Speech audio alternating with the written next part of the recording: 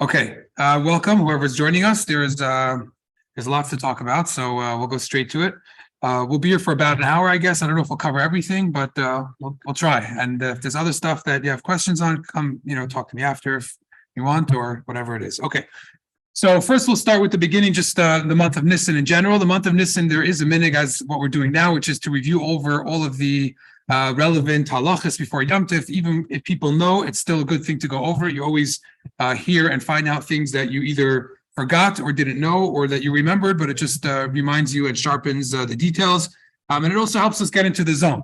So one of the things we do in the month of Nisan is we say the Nasi every day. If you miss the Nasi of that day, you can technically still say it all night until Aleis, apparently. And even after that, the next day you would say it just without saying the Yihirotzen, but you would say the one that you missed. Mois Chitim, obviously, is something that's an important part of every single Yom Tov. We try to make sure that not only us, but everyone else that's in the community has what they need. And everyone has an obligation to give. There's a lot of details, but it's simple. If you're part of a community, then it's definitely an obligation. But we should try to give it earlier than later, because the point is not that it's not an Erev Yom Tov if you give tzedakah before you light candles. The point is that people should be able to use it for the needs that they have. So you're more than welcome to reach out to the office here, Rabbi Levertov and or Mrs. Pat. They definitely have a fund that it goes to where it needs to go. So that's something to keep in mind as well. This is also a good time in general, especially now. We're already within a little bit over a week from Pesach. So now it already for sure would be a good time to start to be more sensitive to chametz that you either acquire or in general, just to keep track of where it is. You shouldn't have things that you lose track of and that you don't know where it is. As we're already getting so close, really from 30 days before should already be falling into that way of thinking. But for sure, at this point, it's already in the 11th hour, as they say. During this month, we also do a bracha on the trees, the fruit trees that start to bud. They could be trees in your garden if you have one. We do berachas eilanes. Good, it's bad, it's good. It's a good thing if you have more than one, but if there's only one, that's okay too. We don't use a tree that's, let's say, arla or something that you can't have enough from. So you should make sure that it's a little bit of an older tree. Ideally, it should be the first time you see it, but if not, you can continue doing it throughout the month. Okay, that was just some prep stuff. So let's go into Pesach. So in general, we'll try to keep it. Well, the idea of this year, I guess, is going to be to simplify things instead of to complicate things. So we're just going to state things kind of as they are, and hopefully, I mean, there's a lot of details and a lot of areas that we need to cover. It'll be just to simplify it and not to make things complicated than they need to be. So in general, we have three ways how we attack chametz, if you will, three prongs of how we're going to accomplish the mitzvah of getting rid of the chametz. So the first thing, and we'll go through them one by one. The first one is going to be the most obvious one, which is to clean, to just get rid of it, right? Clean it away. So the thing is like this: people, when they start getting, dealing with Pesach cleaning, you have to keep track of what's going on over here. Where is the food? That's going to be your first question. Where is the food? Where are you cleaning? So the main place that you want to really clean, and Minat Torah is where you probably have to clean, is the places where you eat and the places where you store the food, the kitchen, you cook, and all that stuff. That's the main places where you need to be doing and spending your attention. The rest of the places in your house, it's a mitzvah. We also check for smaller, for bigger pieces of chametz, but we search throughout the house, especially if we have kids. So chametz will find itself in many different areas that normally it shouldn't be, but it's not. I wouldn't, that's not where necessarily the focus should be. If someone's spending a week reorganizing the linen closet upstairs, in the back of the house, it's going to be a time spent on spring cleaning, which is great, but it's going to make things get a little bit more stressful as we get closer to Pesach, because that's a few days that we spent on something that didn't need that much attention. Obviously, if we have help and we have time, then it's great. Spring cleaning is not a bad thing, but not at the expense of Yom Tov. It has to be a joyous time, not a time that we dread because we're so overwhelmed, but not always is it necessary. So things that we're going to be using on Pesach, cabinets, refrigerators, stovetops, counters, tables, all those things. Well, the koshering either we'll get to or we won't, but that's going to be a separate discussion. But the point is that all of those places need to be cleaned well, koshered if they need to, covered, some of them with a double covering. If a table throughout the year, let's say a dining room table, it's always covered. In my house, my parents growing up, we used to have a table that had like a glass, two-part covering, so it had a lot of cracks in it, but we never saw it because it was covered with a big thick covering, and then on top of that was a tablecloth, and on top of that was a plastic tablecloth. So there was zero chance that chametz would be on the top of that table. Now, chametz may have been on the bottom if you have kids and they're while they're eating. They I just read somewhere they were writing about things that happened. So, middle of the seder, someone kicked the table and a piece of bread fell down because a kid took a peanut butter sandwich and he hid it when he didn't want to eat it. So, obviously, you have kids, you have to be a little bit more sensitive. But a place that's fully covered that you're never going to have, there's no chametz there, so you're going to cover it on Pesach also, and that's it. You don't really have to spend time, getting too technical with it because there's basically no chance that anything would be there. Again, the bottom half, maybe where kids are, maybe that would be something else. So same thing would be with, let's say, walls. In the area where you eat, the kitchen, dining room, maybe those places there, you should kind of do a wipe down of the walls. And if there's a substance of some, kids tend to get things in all funny places. So obviously that has to be cleaned away. But the rest of the house, the walls are not necessarily a place that really need to be cleaned for Pesach. I mean, if there's dirt on them, then obviously you want to clean them, but that's not a Pesach thing. Chairs and high chairs, things like that, you don't have to take them apart. What you do have to do is clean them well and all the areas of where you'll reach. So if you take, let's say, for example, some chairs have a plastic covering. So if you can see the chametz underneath it, really, that's fine. You don't have to do anything. As long as you can't reach it, then you clean it, and that's going to be part of the chametz that you're going to sell and part of the chametz that you're going to be mevatel. You're not going to have a full loaf of bread there. So the little small pieces that might be stuck there, you're mevatel it. If you can't reach it now, you're not going to reach it on Pesach also. You don't have to go with a screwdriver and unscrew the whole thing. Now, it's not a bad thing if you have time and you really want to get rid of everything. It's a beautiful thing, but it's not. It shouldn't be something that's going to overwhelm you if that's where it is. If it's not reachable, then it's not a place that you technically have to clean. Let's say porches and yards and outdoor areas, especially in places like here where Baruch Hashem, the weather is usually pretty nice the whole winter. So people would, utilize that chance to eat outside and things like that. So you do have to clean it and sweep it and just make sure there's nothing major there. But other than that, you don't have to go too crazy because outdoor areas, there's birds and there's other types of unsavory creatures that might make away with your chametz. So you do have to just, especially with the place that you eat, you just sweep it away, make sure there's nothing else there, but that's pretty much it. Garbage cans, bags, and things like that, if you're going to be using it for Pesach, you do have to clean it because there's always significant amount of chametz all around. And if it's going to be in your kitchen and if it's going to be around where you're going to be eating food and everything, so you do want to make sure that there's not going to be too much edible chametz over there. If you're not planning on using it on Pesach, so then you could sell it. You don't have to do much to it. You don't have to clean it. But if you are planning on using it, then you should clean it well, vacuum it. You don't technically have to remove seats and things like that. Now, most people, if they could, they probably will. If you can't, you can't. But if you could, a lot of people would like to do that. I guess part of it is spring cleaning and part of it is, what do you mean? If you could see the chametz there, you want to get rid of it. So that's true. But again, you don't have to, because if you can't reach it, then you can't reach it on Pesach either. So, but in a car, you have some movement, things get moved around. So even if you couldn't see it the whole year and you couldn't reach it, but maybe on Pesach, a little short stop of wind or something, the window's open and it could come out. So it's not a bad thing, but it's not like something that necessary that you absolutely need to do. Now, car seats, on the other hand, obviously are going to need a lot of attention because kids have a field day with those, and you'll find chametz all over there. So that definitely needs to be cleaned well. The easiest thing is if you could remove all the outside parts of it and put it in the washing machine with hot water. That's the best. Vacuum it first, otherwise you'll stuff your machine with all the stuff to build up. But you definitely want to get rid of everything and then wash it. And the actual seat itself, wipe it down well with a towel or a wet cloth or something. Make sure that's very clean, and you also want to vacuum up that whole place. So books and svarim and things like that. So there's a lot of details to it. The book itself, even if they made it with chametz, glue or things like that, that's not the problem. The issue is that some of them and people have this is that they often have it around food. So it really depends. I mean, if it's svarim that you're going to be using on Pesach in places, especially if it's going to be, you're going to put it on your table where you put other food. So those definitely should be cleaned. Let's say benchers or certain siddurim that you always have around the table. So if you could, those would be a good thing to kind of just put them away and not use those.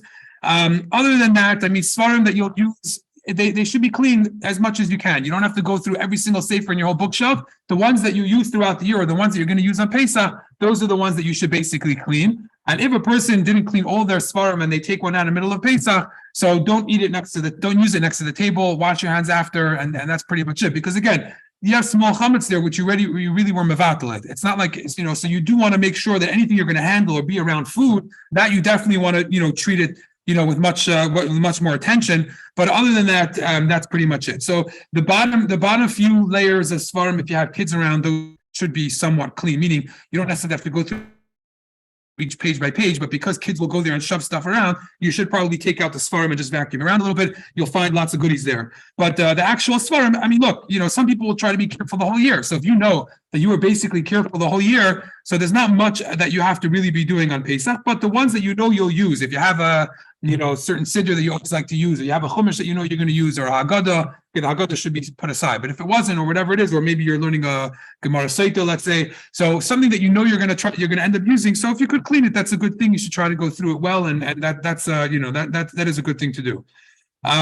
Computers, so your keyboard, if you're going to, if you're not going to sell it, obviously, so you should clean it, vacuum it, whatever it is. Your phone, it obviously depends if it's a house phone upstairs plugged in, and it's not such a big deal. But if it's a cell phone or one of the other phones that we have, so you should, try to make sure it's clean. Our hands go in a lot of places, and they transmit a lot of stuff. So you never know what you could find underneath the case or something, but that should be things that are clean. Toys for the kids, if you're going to use it, those are the ones they should be clean, especially like we said, kids will definitely get stuff all around. The ones that you're not going to use, put it aside. And maybe that's Eitz Tova also. Instead of spending so much time cleaning, so many toys, just put some aside, and you're just going to use these, and those are the ones that you should clean. If it's easy, you can dump it into a bathtub if that's if it works out, if that's the type of toys that it is.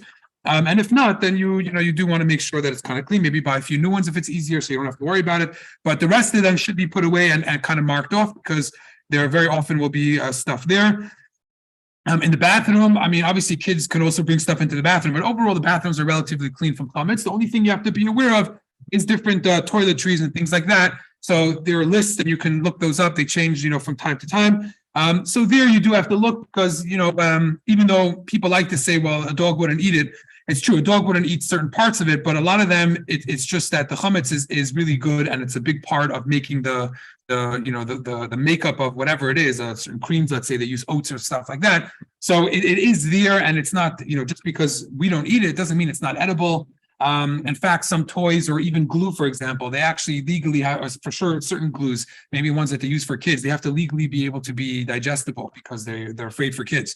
So there definitely is, even though, it doesn't seem like a dog would eat it, so it doesn't seem like it's a real substantial chametz, but it's a good thing to look into. They do have lists. Most of them are fine, but you can just figure it out and see, arid or whatever it is. You can go on, just make sure that everything's okay, and that's you don't have to worry about. There's no chametz, substantial chametz there. So that's kind of where you do have to clean. You don't have to clean any place that you're going to sell, so you don't have to clean it. You just have to mark it off, and you close it, lock it, but you don't, you put a sign there, whatever it is, a piece of tape that you write chametz on it, but you don't have to do anything else. We sell our minig, according to the Alter Rebbe, we sell real proper chametz. Right? Some people don't. They only sell mixtures. They only sell kalim. But we sell real chametz. So if we're selling real chametz, you could put it aside, mark it off. You don't have to clean it. Meaning, whatever, you might want to clean just because you want to clean, but you don't have to get rid of that chametz. You don't have to. It's fine. You're selling it. It's okay. If you have two kitchens, so then the one that you're not using, you should be marking it off. The chametz one, mark it off, and maybe put a piece of tape blocking it that it's chametz. But you don't technically have to clean it much. You don't want to have chametz lying around, obviously, on the countertop. You don't want to see a loaf of bread while you walk past it. But other than that, if you mark it off and you sell the whole thing, so that's that's pretty good.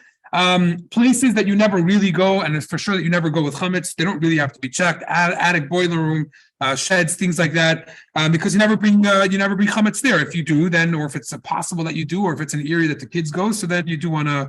I actually just saw someone asked me today. Well, there were two things. One of them was about poison for animals, for rodents, whatever. So that you do have to be careful. Some of them do have chametz, and apparently they are edible, because they make them as food type. For a person, it would give them a stomach ache or whatever it is, but for smaller things, it could be a little bit more toxic. So you do want to be careful about those. Someone asked me about using peanut butter for a trap. So peanut butter is kitnius, and I don't see why not. Kitnius you're allowed to have enough from. You're just not allowed to eat it. You don't have to sell it. You don't have to hide it. So I imagine you can use that. I don't see why not. But some of the other ones they are made of chametz substance. So you have to just check that through before. You don't have to move things that you don't move the whole time. So let's say, you have I don't know, people might not like to hear this, but if you have an oven, let's say, you don't really have to move the oven and go behind the oven and look. There is chametz there. There's things that fell. You'll find little pieces of pasta. But if you never move your oven the whole year, and if it's a big heavy oven, so then you don't have to move it now either. You'll sell it. You'll be mavatal. You get rid of it. Now, it's not. If you could, it's definitely a very good thing to do. It's usually not so hard. You could schlep it and move it. But people that have a hard time doing that, You don't have to stress about it. If you never move it the whole year, why are you going to move it now? You don't have to unscrew the back of the oven and look for, you don't have to do that because it's not going to bother you. That's basically the way it is. So if someone has, huge pieces of furniture or whatever it may be, if they're not going to use it and move it the whole year and they're not going to move it on Pesach, then that's fine. You just clean wherever you can reach and as far as you can reach. And that's pretty much it. Again, if someone wants to do more, that's no problem, but it definitely should not come at the expense of people's sanity and happiness, and it shouldn't make, your wife shouldn't have a stress. Imagine to come to Pesach, it's a Yom Tov, it's supposed to be a time of freedom, and instead people dread it because of all the, so we have to know some things we have to do and we can't change, but some things that are not as important and that we could do away with, those are things that we should, not necessarily spend the wrong focus in the wrong places. So a similar type of thing is, let's say, by the way, if you do move those things, let's say you do move an oven, let's say. So now that oven became a place that you move and that there's that you do occasionally enter. So now you have to also do b'dikas chametz there. So the easiest way to do that is that if you're planning on cleaning there, do it at night, and then as soon as you're finished cleaning it, you take a candle, look it over, and designate it a way that was you did a b'dikas chametz. You don't make a bracha if it's before. We'll talk about that soon, but you don't have to do b'dikas chametz all in one night. So we'll talk about that soon. But let's say it's the back of your oven, so you could do that as soon as you finish cleaning it. If you decided to do that, take a candle, go it over, make sure the gas is not gonna, you don't have any leaks. But other than that, it should be, after that, you're okay. But you don't have to, let's say, for example, you sweep, you clean your floor, and you see there's certain cracks in your floor where you have these tiny little pieces of chametz that you may even see. You don't have to unscrew these things to get it out. Yeah, you take a vacuum, go it over, but if it doesn't come out, it's fine. You can't reach it. You can't get there. They're tiny little pieces. They're not things that are, so you're going to be mavatlets. You don't have to unscrew floorboards and go underneath it to get things out. We spoke about the chairs, let's say. Another thing also is that the candlesticks that you have around usually, the whole year. So you do want to clean them, but you don't have to kasher them. You don't have to go too crazy with them. Any time that it's around chametz, you're not cooking with it. It's something falls in it. It's cold, right? You have a little flame on top. The bottom of it, so you clean it. You make sure that it's not going to have any substance of chametz, which it usually doesn't. It's usually on top of a plate. Especially if if it's on your table and you want to move your table, so you're going to have it on a thing anyway. So it's usually going to be a little bit more protected. Yeah, it's around chametz, it's around challah. Sometimes pieces could get in it, so you wipe it off and then it's gone. Okay, so that's pretty much for the cleaning part of what has to happen. Question? No, I was waiting for you to talk about rentals and businesses. Okay, so we'll get there soon.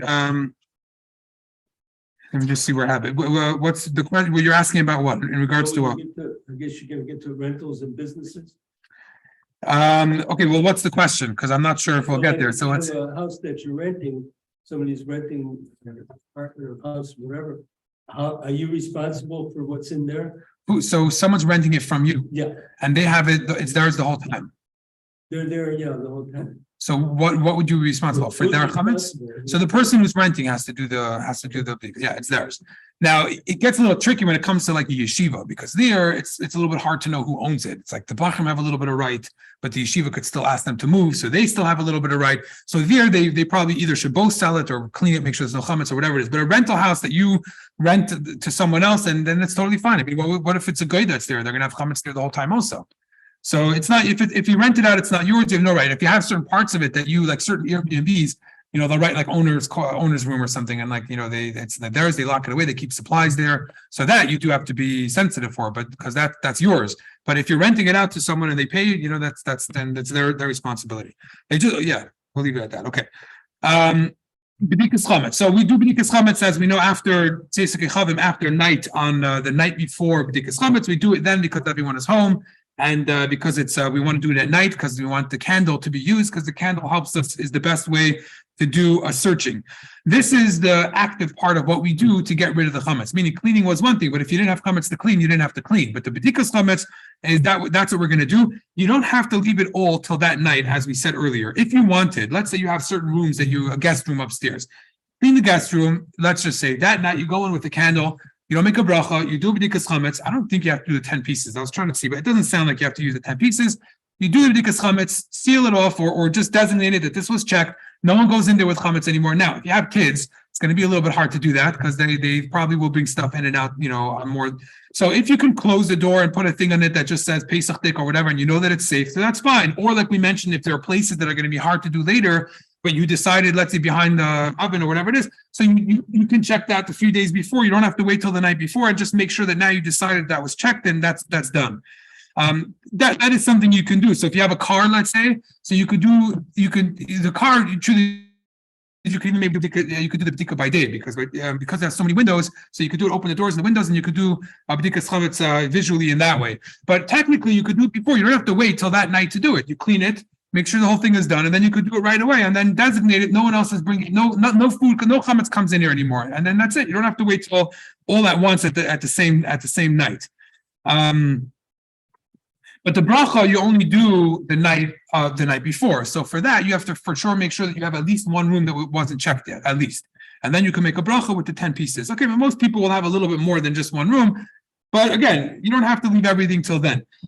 Usually, Ma'ariv, okay, so it depends. If you have a minyan that you always go to, you daven Ma'ariv with the minyan first, and you do the bikas chametz after. If you never daven with the minyan Ma'ariv, there's no shul next to you. So then, so if there's a shul next to you, then start going to Ma'ariv. But if there's no shul next to you, then you so if there's no shul next to you, so then you do. So it depends what you if you never usually go, that means you're used to davening before you go to sleep. So then you should do the bdikas chametz first. And the Frierdiker Rebbe actually did this when he was in Europe. The Rebbe writes that the Frierdiker Rebbe did the bdikas chametz between mincha and ma'ariv. So it was obviously, I don't know exactly when it was and where it was in their travels. It must have been somewhere that they probably didn't have a minyan. So that's what he did. So he davened later. So if you usually are used to davening later, that's fine. But if you're usually davening with the minyan and that night it was busy and you possibly didn't make it to shul, so then you should daven Ma'ariv first because you might forget. We don't do things. We don't do things starting from about a half hour before the Zman. Oh, we'll get to it in a second. Okay, that we spoke about in a second. If you're leaving, if you're going to be traveling, so you should be doing a bdikas chametz, meaning you're leaving your house, let's say, and you're going to your in-laws or whatever it is, or just to your children, your grandchildren, whatever it is. So you should really check the date, the date, the night before you leave, if it's within 30 days of Pesach. And you do say kol chamir that night also. Plus, you say it the regular night wherever you are. You say it there also. If you're going to be selling the house, then you don't really have to check. Now, the only thing you want to do in that case is maybe buy a room where you're going to be, right? So you sell the house, you don't have to do your bdika because you're selling it. But when you go to wherever you're going, you should pay whoever it is that you're staying by $1, let's say, and say that you want to rent a room, and that room is yours. And now you have the responsibility, like a renter, like we mentioned, to do the bdikas chametz, and then you do it with the bracha that night. You could be yetza from the guy who makes the bracha of the house, but in other words, it should be an official thing with the candles and the 10 pieces and everything. That would be the best way to do it. From a half hour before the time of Tzeisak Chavim, we stop doing. Say again? Yes. No, you should, but you could also be. Oh, you're saying instead of being Yetza from the. It's a good question, actually. I'm not sure. What? You thought that he would make his own bracha. I'm not sure. It's a good question. Otherwise, it could be everyone could be Yetza. I'm not sure. So why would you not? Right? Yeah, I guess you're right. So that room you go and you do yourself, right? We're confused. I guess we're mixing up between a regular shliach who's gonna, let's say, if a kid, right? I mean, that's what it is. If it's a child, right? If it's, let's say, a son who's visiting their parents who lives there, they came home from yeshiva, so they would be yetz the bracha from the father and then do a little bdika where they are and then go to their room to check it without making another bracha, right? But if you're renting, then you should make your own, right? Correct. Okay, so from a half hour before, we already stopped doing things that will keep us distracted. So we don't eat a meal, means bread or things like that. Small snacks you could have. We don't take naps. We don't even learn if it's going to be within that half hour. Now, obviously, if you can't learn, you can't do other things. However, in all of these cases, so first of all, let's say a small snack you could have mazenis or drinks or stuff like that. It's just not a meal. But in all these cases, there is a better eitzah, which is to ask someone to remind you, and then you could learn. You could do whatever you want. So that person shouldn't be learning, right? So someone else is doing something else, because if they're learning also, then defeats the purpose. But if you ask someone to remind you, then you can do it. I don't know about setting timers and reminders and things like that. I didn't see if that would be okay. It's specifically mentioned to ask someone else to remind you. So I'm not sure if there's a difference. It's just that they didn't have timers in the time of the Alter Rebbe. They didn't have cell phones. What? Right. So maybe that's the part. Is that a person on their own? You never know. You can exactly. You could snooze it. You miss reminders sometimes. Your phone buzzes the whole time and you don't think about it. So that could be. But either way, asking someone else to remind you would be the best thing. That's how you'll remember. Now, obviously, we do use the things that we use. Let's say a feather. Feathers are good because they sweep the area where the chametz is. So that's what we like to use, a feather. We use a wooden spoon so that it'll get really, it'll be burnt when we burn it. Now the bdika that we do is in a way it's a real bdikas chametz, meaning we're not cleaning for Pesach then. We already did that. But what we're doing is we're trying to make sure that the cleaning that we did was good. So it's not for show. It's a genuine bdikas chametz, meaning we're really looking to make sure there's nothing there. Now, again, you're not cleaning for chametz, but you are searching to make sure everything was done okay. The 10 pieces, if you just look for the 10 pieces and then you stop, that's not the intention at all. That means it takes away from what you did. You're searching for chametz. Well, if you find the 10 pieces in the first 5 minutes, that's fine. You just continue searching. One thing doesn't have to do with the other, in a certain sense. Now you want to, okay, so the candle you light before, okay, we'll leave that out. We do make the bracha of albir chametz, which means that even though you're checking, but you make a bracha for the destruction, because like we said earlier, one of the ways of ensuring that you won't have chametz is through the destructive process, and one of them will be to search out the chametz and remove it. So that's why you're going to make the bracha, and you're going to have in mind everything for the next day as well, because you don't make a bracha on burning the next day. So you have that in mind when you do it. We don't really, after you make a bracha, for sure, until you start searching, you don't speak really anything. If you need to ask for, let's say, the candle, because you can't start searching without the candle, so then you could do that, then you don't have to make another bracha. But ideally, you shouldn't really speak about anything until you do a little bit of a search. Once you already started doing a little bit of a search, so then if you spoke, then you don't have to do another bracha, and it's okay. You could continue doing it. Again, it's a good thing not to, but it wouldn't be especially if you have to speak about things that have to do with the b'dikas chametz, and for sure you could. And even if it's about other things, you wouldn't have to repeat the bracha. If you do have other homes or cars or offices or things that you're going to go from one to the other, and you're all going to be doing them on that night, so then it's not a hefsek. You can go from one to the other. You don't have to make another bracha. So when you make the first bracha, you have in mind all the places that you're going to go, and even if you have to go and get in a car and drive there, that's fine. That's not going to be a problem. Now, the 10 pieces that we put out is really al pi the Arizal. According to the Alter Rebbe, none of it, other people say different things, but according to the Alter Rebbe, you don't have to find the 10 pieces. It's not going to be a bracha levatala if you don't find any chametz. If you search your whole house and you don't find any chametz, that's fine, because the mitzvah was to search, not to find. Now, we put out 10 pieces, al pi arizal, and there are a lot of reasons. It has to do with the spheres and the chametz within that we want to get rid of. So there's a lot of details that have to do with that. Now, the chametz itself that you're going to put out should be hard. It shouldn't be a type that's going to, like, let's say the crust, for example. It shouldn't be the part that's going to have pieces that are going to fall all over your house. Each piece that you're going to put out of the 10 should be less than a kazayas. Why? Because if you lose one, you don't want to then have to go and search your whole house again. So each piece on their own should be less than a kazayas, but all 10 together should be a kazayas. So this way, the next day when you burn it, that will be a proper burning. So you want to make sure that, which it's not so hard to do. A kazayas is probably about it's about a loaf of bread. I mean, a loaf of bread, a slice of bread, roughly. So what? Medium size egg. Of a medium-sized egg. Okay, so if you have rice, usually it's about, I think it's considered to be about a slice of bread. So again, each piece should be a small piece on their own, but together it should equal to that, if you could. What do I say? No, I'm saying that's a kabeya, right? It's not a kazayas. What would a kazayas be? It's about a half. It's about a half, I think. So maybe a half a loaf or so. Okay, we'll see. Anyways, one eitzah is that you should mark all the places down wherever you're going to be putting them, because this way you know where it is. Ideally, someone else should put it down for you, but if not, you could put it yourself. It's fine. It's not like it's okay to do that. You could ask a shliach to search for you. Ideally, it might be a little bit hard for a bracha, so at least you should be there for the bracha. Or if you do part of it and they could do the rest, it's also a good thing to do. The candle, as we mentioned, the candle, we do it by night because the candle's the best by night. If you have a lot of windows or there's only 3 walls, so we mentioned if it's an outdoor area, then you could do it by day. You don't have to shut the lights, even though you're using a candle. You can leave the regular electric lights on. In fact, they say that that's what the Rebbe did, left the lights on, and you also use a candle. Beeswax or wax candles are the best. Nowadays, we don't really have from fats and oils and things like that, so that's not such a big concern. But you don't want the candle to be intertwined. If you have more than one wick, that's a big problem. It becomes a torch, and you have to do the bdika again. So you have to make sure that you're using a candle with one wick, because otherwise people won't be searching proper because it's too big of a flame. So you have to do that. A flashlight could and sometimes should be used in certain areas where you're not going to search well with a candle underneath the bed. I remember when I was a kid, I think, unfortunately, there was a big fire with a family that from underneath the bed, a candle the night of B'dikas Chametz, and it was very tragic. So you definitely, in certain areas like that, you should use a flashlight. The one on your phone is probably okay, depending on what type of phone you have. It should be a more focused type of light, not these like big torches, more like sort of focused.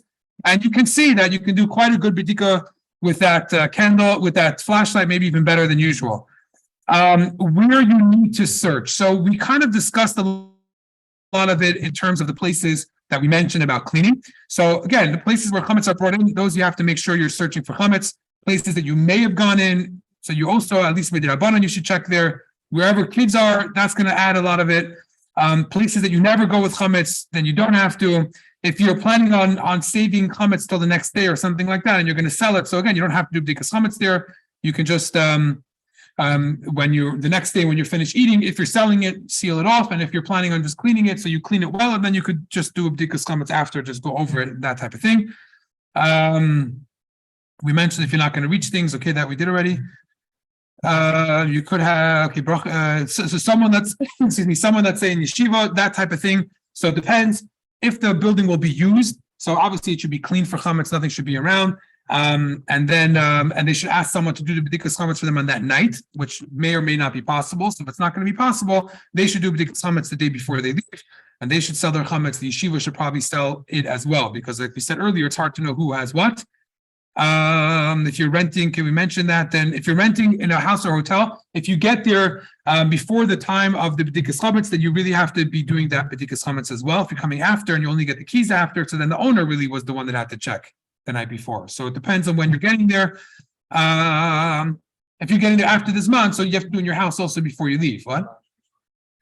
So then that's it. I don't think you have to do anything. You should do before you leave your house. You should check your house. That you should do. If you're going to a place where you're not going to do b'dikas chametz because you're getting there too late, so you should check the house before you leave. You don't have to do. Obviously, you're not going to do it with a bracha, but yeah, I don't think you would do the bracha if you get to a hotel the next day. I think not. You have to do it with a candle. You have to do a proper b'dikas chametz, just to make sure there's nothing around. But I believe so, right? Meaning you do have to do b'dikas chametz when you get there, I think, but not with a candle. You don't make a bracha. You do b'dikas in the morning. Oh, so okay, yeah, you could do it after also if it's going to be after. It's like doing b'dikas chametz. Well, no, if you get it comes late, you cover the burning. Come in the morning, it's better to do it in the morning. So if you come in the morning, no, the best thing is to do the regular zman, of course. You do the regular zman. No, you do if you're getting there before the zman, you do the regular zman. But even if you're coming after the zman, if the owners didn't do it, then you have to do b'dikas chametz, the bracha actually. Yes. Okay. Staying over Say again. Staying over Chalabay one night in bed. Yeah. So renting the place to check. It's a good question. I don't know. If you're only renting it in middle, I would assume so. Meaning, once it becomes yours, once you rent it, it's yours. If you're renting it on Yom Tov itself, you know, so you're choosing not. Yeah, but if you okay, right, okay, so you don't have to. Right. Okay, so you don't have to, right? So it's not going to be yours. So you don't have to do that. You don't have to check that. Car we already mentioned. Clothing. Okay, so clothing is it used to be people would use clothing as bags. They didn't have bags, so they would put a lot of chametz inside. So that was a lot of significant chametz. Nowadays, not as much. The Alter Rebbe writes not as much, but the Alter Rebbe also says a machmer tov bracha, and also you have to remember, kids now they're going to come over to you. They'll put candies in your pocket and things like that. So you should really check them. If you're not planning on using those clothing in Pesach, so you have two options. Either you could put it somewhere where you sell it and you don't have to check it at all, or if you want, you could do a much quicker, easy checking and then just move it to the side of the closet. You don't actually have to sell it. You just have to go through the pockets, make sure, just kind of shake it out, make sure nothing's there, and that will be fine. The ones that you're planning on using and wearing on Pesach, those you should do a little bit more of a check. The best way is really to do it outside in the sunlight, and this way it's going to count for cleaning plus for b'dikas chametz on those parts, and then you don't have to worry about it. So, and backpacks would be the same thing. If you're going to put it away and sell it, that's also good. But if it's not going to be put into a place where it's going to be sold, so then you should check it outside, empty it out, check it up outside, and then it's the same thing. That would count as the cleaning and as the b'dikas chametz. Svarim we basically spoke about. Okay, fridge, we spoke, we'll get to a little bit later. Also, the shul, okay, that will be checked. If someone has a locker in shul, that's a place you have to make sure that you're cleaning because it's really your rishus. That's not really, meaning the shul gives it, they rent it to you. So you have to make sure that there's nothing there. Outdoor we spoke about. Okay, the bittul. Okay, when we talk about the bittul of what we're doing, this is the second method that we do to get rid of the chametz. So the first one was to physically get rid of it and clean and make sure it's not around. The next thing that we do is what we call bittul. Bittul means that we make it that it's no longer connected to us and that it's considered insignificant. So if the bittul, the one that we do at least the first night, that's actually the main one. Because the Chachamim were Masakin, everyone's there, everyone's doing the B'dikas Chametz, that's the time to do the bittul. So that's really after everyone finishes. You have to wait till everyone finishes. If there's still a few people checking, you have to wait till they're done. When everyone's done, then you do it. Now remember, it's not like Tehillim. It's a legal statement. So you have to know what you're saying. Why was it in Aramaic? Because that's the language people spoke. So you should make sure you know. And it's not if you could read the translation and then do it in Aramaic, that's fine. It's up to you. But if you don't understand what you're saying, then you should be saying it in whatever language you understand. You have to make sure that you know what you're saying. So we do the bittul the next day as well, right? Then the night one is the main one, but there are parts that we're not going to do. For example, everyone has in mind that you're going to have, let's say, breakfast the next day or food, whatever it is, that you're still a few pieces of chametz that you're still leaving around. That was not included in the bittul that you did the night before. Plus, the one that you are planning on burning the next day, you also didn't include in the bittul. Why? Because if you are mevatel it, then the next day when you burn it, you're not really yetzer the mitzvah of bir chametz because it's not yours anymore. You already were mevatel it. So you want to retain ownership of it at least until after until after it burns, and then we do the second bittul, which includes all that, and that's why the language that we use is a little bit different. By night, we only say the ones that we found, the ones that we did not see. The day bittul will say even the ones that we did know about, right? Because then we're including everything. Just along those lines, because I don't know if we'll get to there, but if you're going to use an accelerant, if you're going to pour on like a lighter fluid or something to help the fire, don't pour it on the food. Because if you pour it on the chametz, then you kind of destroy the chametz from being edible. And once you do that, then the burning that you're doing is a less of a status of burning. Because now you're not burning food, you're burning something that was destroyed. So you do want to, if you're going to pour accelerant, pour it around, not on the actual food. Okay, I don't know if you have to, whatever. I saw that this year. It was an interesting reminder. Qualcomm really the night before then just simply in today's terminology. The touch they kill us that we shouldn't forget the next day, or is still I think it's the opposite. I think it's the one that we do by night is the main one. That's the ikar one. That's when the Chacham or Masakin, because that's when everyone is in one place. You do it right after the bittul, right after the b'dikas chametz, so you're not going to forget. That's the main one. The one we do by day is just an extra one, and we do it. It's an important one to do because we're also going to include other things. What? Yeah, the one the night before, the one at night, it's for the ones you found, right? Because you're still saving things for the next day, right?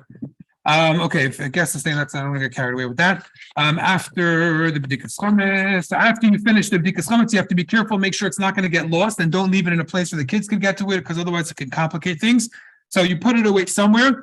If a piece would be missing, it could get a little complicated, but the point is, usually you're not gonna have to search again, because as we said, each piece was less than a kazayis, and you could assume that if it was put away safely, someone must have moved it, which means that it's out of the house. So you don't have to search the whole thing again. If you left it in a place where the kids had access to it, so that is going to be a little bit more complicated. You would probably have to search again. So you don't want to do that.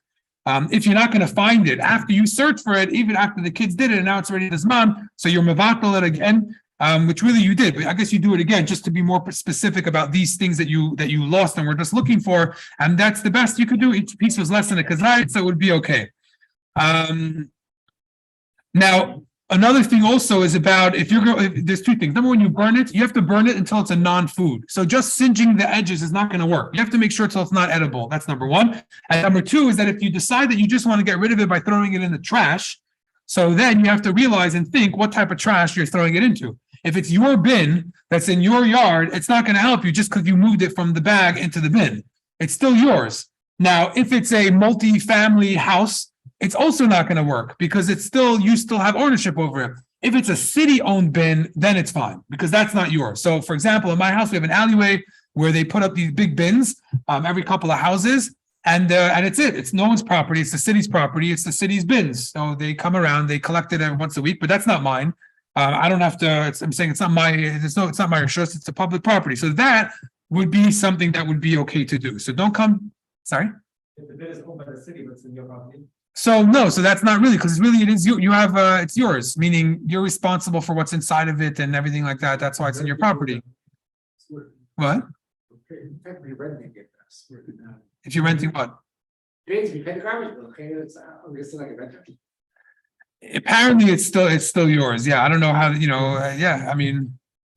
Apparently, yeah. I mean, you pay for you pay a service. You pay a service for them to come and take it. You're renting what? You got the garbage bins in your house. Until they collect it, it's not their property. They can't come in and take your bin if it's inside your house. I don't know. As I state, I don't want to. That's the easier way to deal with it. I don't want to. Okay, if you didn't do this comments, you would have to do it by day, the next day with a candle and a bracha and the bittul after. If it's before this man, if it's after this man, meaning after the time when you're not allowed to, when you have to destroy it already, so you still have to do b'dikas chametz. I guess similar to what we said before, because you have to make sure there's no thoughts, but you can't do the bittul anymore. Now it's too late. It's not really yours, and meaning the chachamim don't allow you that liberty or that whatever that.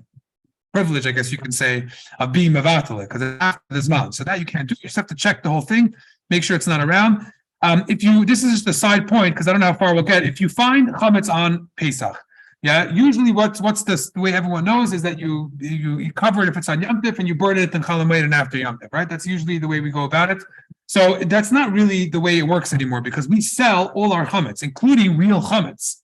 So if you sold real chametz, then you don't really have to do any of that. You don't have to burn it. So if it's on, let's say, Chol Hamoed, then you move it into a closed place in your house, and that's fine. Right? You move it into the place where it was sold, and that's it. If it's on Yom Tif itself, so it's muktzah, you're not allowed to move it. So you cover it until after muktzah, until after Yom Tif, and then you would kind of move it away in that way. Now, if you wanted to burn it, you could burn it because the guy is not going to be so upset. When he bought it, he never had in mind that he was actually going to have enough from it. And even if he would, he could deduct it from the bill when it comes time to paying. So you could burn it if you wanted to. It's not like you're stealing from him, but you don't make a bracha because it's not really yours. You sold it already, so it's fine. So that's just something to keep in mind. If you do find chametz, right, you don't have to burn it. It was sold, including in the sale of things that are in your house that you weren't aware of. Now, the exception, I believe the exception would be if you find chametz that wasn't there on Pesach. That means that it became chametz on Pesach or someone brought it on Pesach. That was not included in the sale. So that you could burn, and I guess you could probably do a bracha also. I don't see why not. Continue or a few minutes? Another few minutes. Okay. So some things to remember about Pesach, pet food. A lot of them are chametz or kidneys, so you have to be careful about that. You shouldn't have enough from them.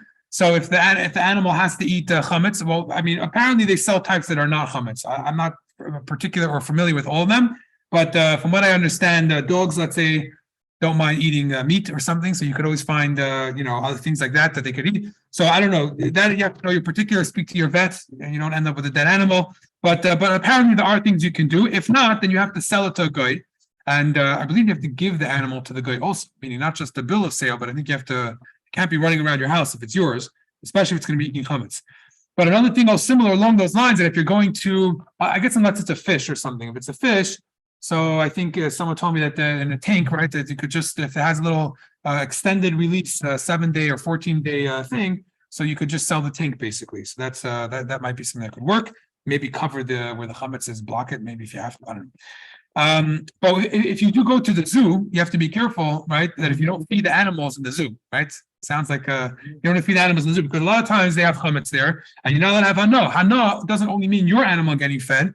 It could also mean the delight and pleasure that a person has from feeding an animal. Besides the fact that you might hold the chametz and own it, right? When you put a quarter in and you turn it and you get chametz, so that right. A lot of times it's chametz. Sometimes it's corn, kidneys. So don't touch that. Don't touch that. Right, don't touch it. So don't put the coin in because that's going to be Okay, rings. Rings have to be kosher. So depending on what type of ring it is, you have to make sure there's no chametz there and. They probably should be boiled of some sort. They usually rings are around a lot of hot food and around a lot of other types of chametz things. Strollers, diaper bags, purses, toys, bags, all those stuff have to be cleaned. The trunk in the car itself, you have to remember there are parts that you don't always open, but you should open it. There might be some sort of chametz there. Cosmetics we spoke about a little bit. Chametz, we spoke about that.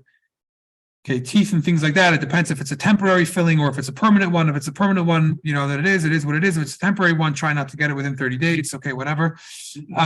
Medicines and vitamins. No, I didn't go there. So, I'll get there. Actually, one second. Okay, cleaning things. Most cleaning things are usually okay. Again, you can look if you want to be particular. You can look at the list. I remember I was listening to a share from a Rav who said he was discussing dishwashing soap.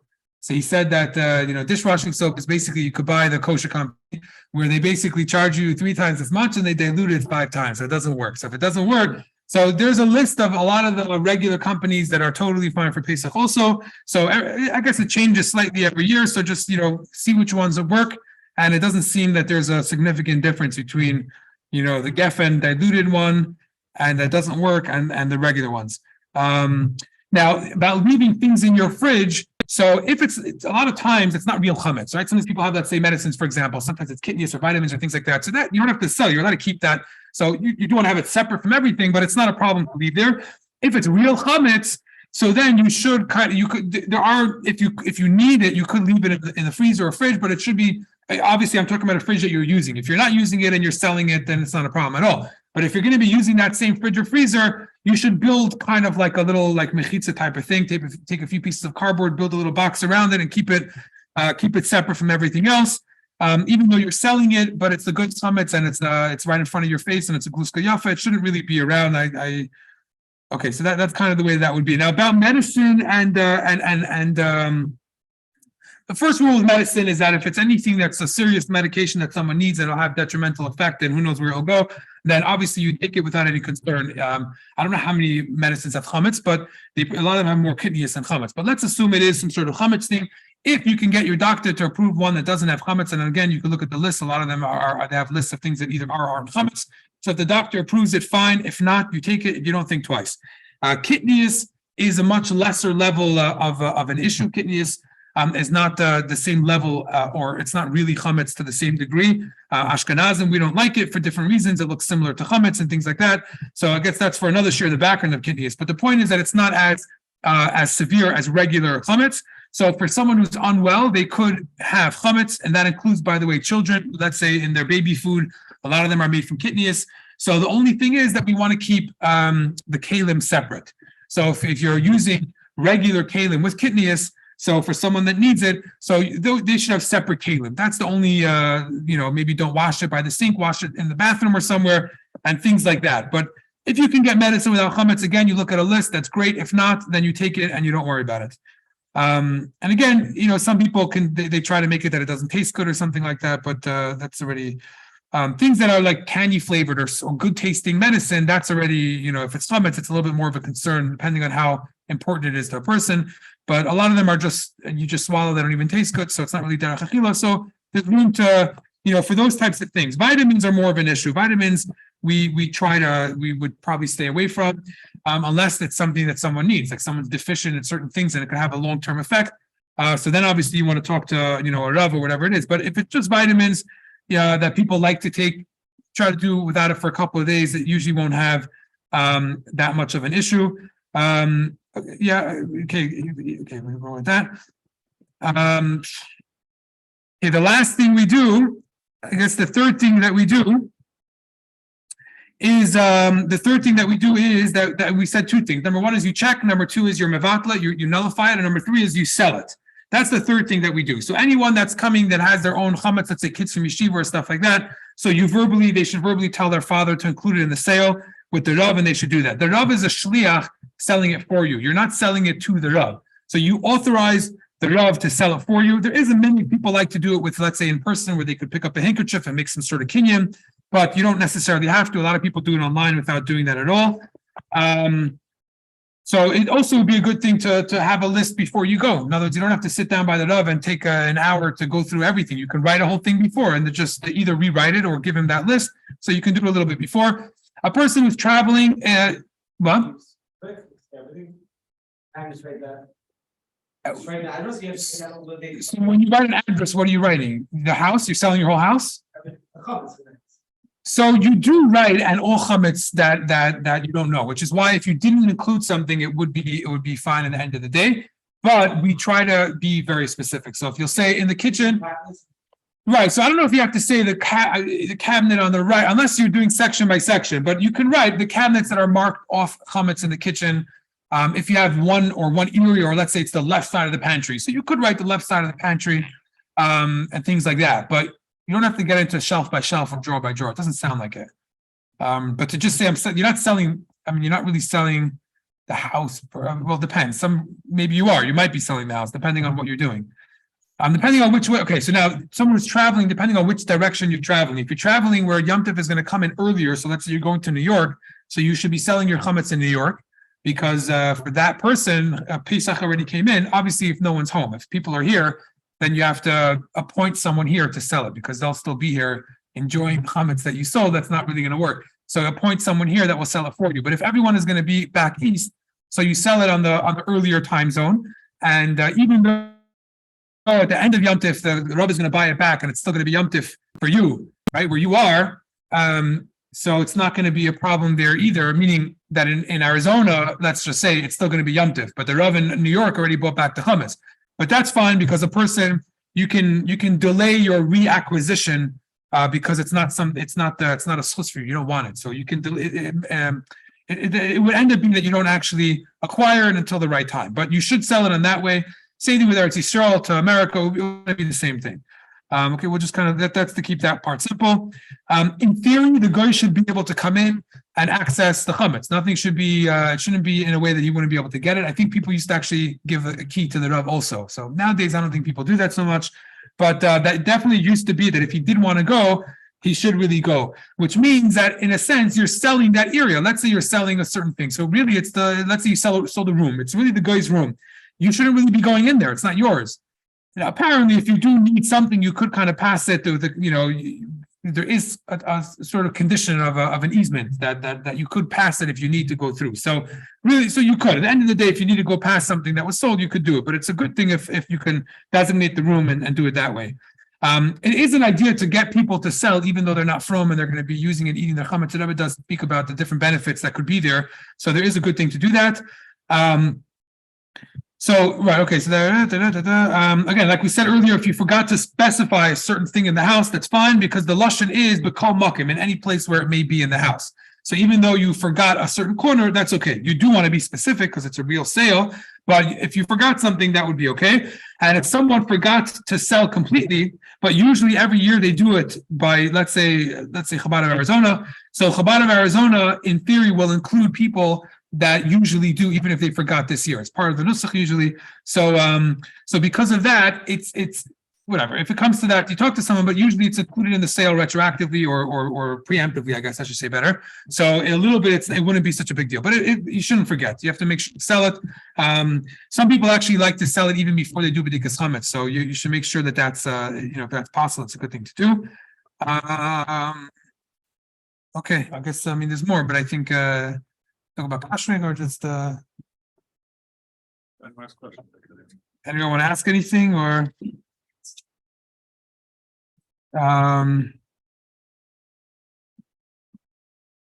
okay, should we just call it a day, or anyone want to sit for anything a little bit more, a couple more stuff, kashering things? No, usually we don't kosher an oven that's a fleshig and then make it milk if you can, and we avoid it. But for the yontif, is something we can do. Yeah, yeah. In fact, some people say that after Pesach you could switch the other way, but for sure if you're after Pesach, yeah. Stovetop. Yeah. Ridge top, just the stovetop. There's no. What type of stovetop? A regular? Just regular stovetop. So the grates need to have, okay, so a stovetop usually has three parts, right? It has the grate, which is where you put your pot on. It has the little part where the fire comes out of, and then it has the whole surface. Yeah. So the surface, so each one is a little bit of a different level. The part where the grate, that actually needs a proper libun. So if you're gonna, let's say, self-clean your oven, you put it inside your self-cleaning oven. That's the easiest way to do it. If you don't have a self-cleaning oven, it gets a little bit more tricky, but it's possible to do it. But easiest way is if you can put it in your self-cleaning oven. The actual part where the fire comes out of, you don't have to do anything. Which is electric? So if it's electric, then okay. So 1 second. So now let's say there's a plate underneath where the fire is, so that you can technically do the same thing, but usually you don't have to because nothing will get there. The surface itself, depending on the material, a lot of times you can't really kosher it, so you just have to cover it. Like if it's enamel, you can't really kasher it. So you cover it with silver foil, meaning just the surface of it. In the glass top, like so. You're jumping from, okay, thanks. Well, it's recorded, so thank you. No, you're jumping from thing to thing. So one thing at a time. Regular oven first. Okay, so that covers that. You have to cover the regular oven. Grates go in for a regular proper libun, as it's called, and everything else, meaning the small little part where the fire comes out of, that usually is fine because it burns up anything before it has a chance to go in. It's usually not a big deal. Coils themselves are going to turn red hot. So you turn them on till you see they're red hot, and those are done. Now, everything else will be the same thing. So the parts that you can't, the rest of it you have to cover with silver foil, basically. If it's enamel, if it's metal, maybe you can pour, boiling water over it with an oven, malubin with this a hot stone. But covering it is also good. And glass, if anyone has glass, then we'll talk. It's a little bit tricky. No, it's not undoable, especially because it's you have no choice. Excuse me, but it's if you have it, then call me. But ideally, the easy ways are easy. Keep it to those. Okay, I guess we'll just go over some things quickly. This is not we'll just go over them quickly. The general rule by koshering is the same way it came in, is the same way it went out. So you usually are going to apply the same method of koshering to the same way it went in. That's rule number one. Rule number two is everything should be waiting at least 24 hours before koshering. That's the best way to do it. The one exception would be the oven, which you're going to do what's called a libun gummer, a proper libun, self-clean. Technically, you don't have to wait, but people like to wait anyway. So it's a good thing to keep it, not use it for hot for 24 hours, and then you do all the koshering. Let's say it comes to the countertop. So it depends what type of countertops you have. If it's kosherable countertop, right? So stone or metal or something like that. So then you boil water, so you clean it well and make sure nothing hot goes in it for 24 hours. Sometimes people put hot things on it and it spills. So you got to do, you have to kosher it with, let's call it, you're pouring boiling water, but we want to up it a level. So you boil boiling water together with what we call eben malubin, which is a boiling stone. So you pour it over the stone. They actually sell like these things nowadays, the kosher companies, that you can put it on a fire for 20 minutes and it's a stick and it's great. It's perfect. So you pour the boiling water from your hot water over all the areas, and then you pour cold water after, and you're good to go. What? You should. No. So we like to put cold water after. If you didn't, then it's fine. You should. What? You could do an iron also, right? So the iron would be the same thing, that you pour the water over the whole thing. I don't know if you can pour boiling water over the iron itself. I'm not sure, but you could pour the either you pour it on the metal part if you could. But I think ideally what most people would do is pour the boiling water and then go together, like kind of holding the iron together with it. You have to unplug it Right. for safety. I don't know if you have to, but I would strongly suggest that, right? So you'll get a few minutes at it, and it won't last. You do have to plug it back in at a certain point, but you can tell it can last for a while. You'll hear that, as you go along. If you could get that stone that they sell, maybe not this year, but for the future, it is a good thing to have. It just makes it a lot easier. Cold water, again, you should, but it's not going to. Now, even though we do that, technically, that's all you have to do for Pesach, right? You don't have to cover it now; it's kosher. But the accepted minig is that we do cover it anyway. So, you may not have to double cover it, but you should cover it with something. If you can kosher it at all, so technically, you clean it well and you double cover it. Double covering means one where nothing can go through, so that's a corrugated plastic, and then a layer of silver foil. Some people might say corrugated plastic itself might be good alone because it's 2 layers, but liquid could get through, so it's better not. So it's better to do 1 layer of one corrugated plastic. What was I going to say? Oh, and then some people, if let's say they would do the same koshering process, even though you can't kosher it, do boiling water anyways, and then cover it with, let's say, 1 covering. So, but ideally, we do 2 coverings. If I don't know that you have to kosher it with boiling water it's not kosherable anyway. So what's the point? So you double cover it twice. All right, cover it twice. It might help. I think it helps a little bit to get out some surface stuff. So maybe it's not a bad thing to do to even though it's not going to officially make it kosher, but to do that. The sink itself, again, certain sinks you can't do anything with. So you buy an insert and you clean it well, buy an insert, and that's it. Ones that you could, which are, let's say, steel, like we said, or a metal one. So what you want to do for the metal one is the same thing like we mentioned earlier, which is you want to do pour the boiling water together with the eben malubin. It's a little bit hard to get an iron inside there. Yeah. So for that you got to pretty much use the stone, but you go from on top to bottom, right? You go from on top to bottom. You go from on. I'm sorry. You go from on. Well, yeah. Well, yeah, it's not, yeah, because they say because it could reabsorb, but which way is the way that it goes? I forget. You want to go from on bottom to on top. You want to go from bottom up. And the reason why you do that is because even though the top one might, because basically like this, you want that even if the top will drip to the bottom, but the top was already, everything was weighted 24 hours. So nothing is going to reabsorb. So apparently that's the proper way how to do it. But again, I don't know if it really matters now that I don't know if it really matters. Now, the only thing is for the drain itself, first of all, in the bottom of the drain, you can't really clean the stuff that are inside. If you know how to unscrew your, what is it called? The U pipe or something, and take out any substance that's there, great. Kol hakavod, that's great for you. And if not, you pour like Drano or one of those things through it that'll make it like pugum that will just ruin it. So that would be the right thing to do. Around the drain itself, you have to clean, where the metal part, so that you should really clean very well. I mean, if you want to use a torch in that area, you could, but I think most people would end up getting an insert regardless because of those things, like the little parts that you can't really clean around the pipe. Ruin if it's rubber or plastic. Right, it'll ruin it, exactly. If you melt it and ruin it, it's a big problem. So that's why here, because of that, that's even though we kosher it, but most people will end up using an insert anyways. You could buy the ones from kosher companies. We have a hard time with that. I bought last year a Tupperware plastic one, and I just with a knife just cut out the inside, and that was a perfect fit actually for me. So that worked for me. So that's that works. The faucet itself also has to be kosher. That itself should be kosher also. So the way you do it is you pour boiling water over it, and so what's the order? Yeah, so I just make sure it's not going to be used for 24 hours. But you pour boiling water. Some people would like to turn on the hot water as well when they do it.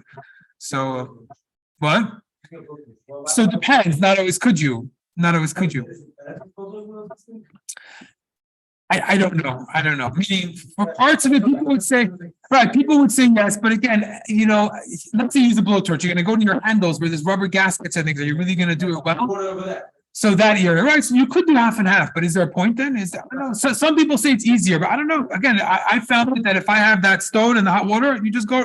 It's once you're in the zone of going, you just go. So you could use a torch, but I saw someone gave a good eitzah once. They said that you get four sternos, and then you cover the whole thing with like a silver foil dome, and you leave them in there until they get boiling hot. Like it'll basically get all the heat inside, and that's for sure. Leave them cold; it'll get very, very hot. So you could do that. I mean, you could, but again, if you have easy, I mean, if those work, I don't see why you would have to. The fridge itself, you don't need to kosher a fridge per se. Everything is cold, but because we do have food there, and sometimes people put food directly on, and sometimes it is a little bit warm, even though the bottom is cold. So we clean it very, very well, and then we line it also. Anywhere where food goes, we try to line. Lining in this case would be with perforated things because otherwise it could stop the airflow. So you want to make sure you're using. Yeah, what was that? Right. Yeah. So you put it. I think the bottom is cold, so that's how gavar. But still, right? If things spill, it should be cleaned well and covered. But it's not the Okay. Yeah. I'm not sure. I mean, I guess because sometimes things spill. It's not the worst thing, but the bottom is cold, so it tata gavar. So it's not like it's the fridge is cold. Yeah. So it's not like you're putting something on a countertop where it's just regular. This is like cold. Okay, but whatever. You're right. It should be covered. It should be cleaned well and then covered. You can't kosher it, but you should clean it well covered.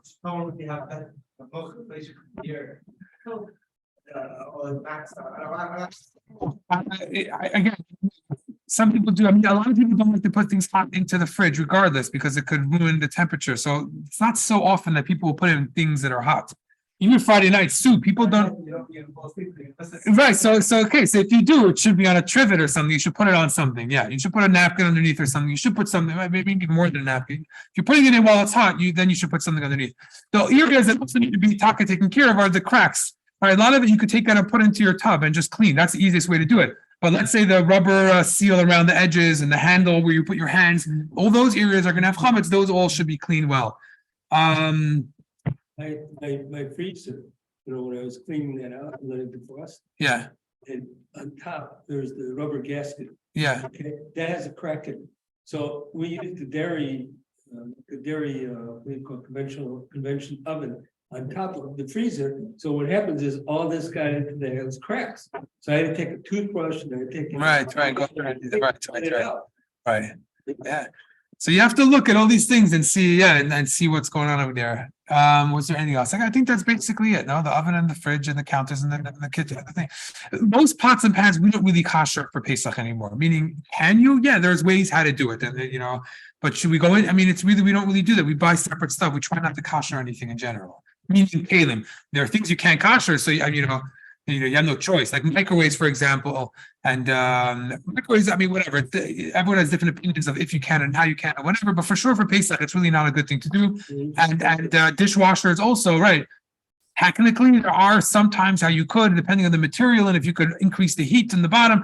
There are ways and times that you could. Those are for another conversation. But for Pesach itself, it's very right. And people, but there's a lot of dishes, So, but still, people are uncomfortable with that, to do it for that. So if you buy some pizza, you don't have to burn it. Yeah, because you pre-sold it. Yeah, So you're relying on the seller. yeah, it's not yours. You don't have to. That price, don't do these comments. I mean, everything's out there. So no, so you're right. We do. So it's true. We do a lot. We do a lot of layers. No, we do a lot of layers. The problem is, You rely on it. What's your how much do you right? So you're, you always look. You're relying on it. but how much do you gonna you rely on the selling? No, so you're 1 second. You're relying on it that if you have a piece of bread that you're going to put into your cabinet, let's say, you'll still eat it after Pesach. So you're relying on selling 100%. But for the things that you left around your house, that's a different story. Meaning things that I actually asked someone today, because when it came to this fridge thing, I was very confused. There are some people that, because if you're selling it to the guy, let's say, then what's the problem if you leave it in your fridge in a plastic bag and just write guy stuff, So the thing is that things that you walk across and things that are in front of you and things that you're passing and you touch and things like that, even if they belong to the guy, it's not supposed to be like in your space, basically. So like technically a guy could leave a piece of chametz inside in your house on your table, right? Because it's the guy's, it's not yours. But if it's exposed chametz, we're not comfortable with that. You might forget, you might this, So we don't like those types of things. That's why, so everything you're selling, why are you marking it off and locking doors and closing cabinets and things? Just say this is the because you might come to use it by mistake. I mean, there are certain layers that we rely on it 100%, and especially us Chabad for real chametz, which not everyone does. But still, you want to take extra, precautions. Even then, so what I say, you'll put it away in the room. If you have the chametz, you don't leave it where it is. You try to put it away into a place that was sold. Especially because you're using the rest of the house, you can't have it. Some you gotta keep in the refrigerator, then, or freeze. Oh, so I said, so that. Just put it designated in a bag or something. So more than a bag. Let's say you put it into one of the drawer. Let's say you have a drawer that opens and closes. Let's say put it in that, and that you should seal well, like that type of thing. It shouldn't just be in a bag on the side. It should be like in a little box on its own. So if you're putting it into, let's say, a drawer, close that off with tape, mark it off. That whole drawer is going to be sold to the guy. Okay, that's kind of the whole thing. I mean, there's details about kasher, but yeah, we'll leave it all for that. I hope you enjoyed. And the main thing is it should be a kasher and a kasher and a happy Pesach, a kosher Pesach, and it should be Lashana Haba B'Yerushalayim, but not Lashana Haba. It should be by the time we get to the Haba, we should already be in Yerushalayim, and we should experience true chedus.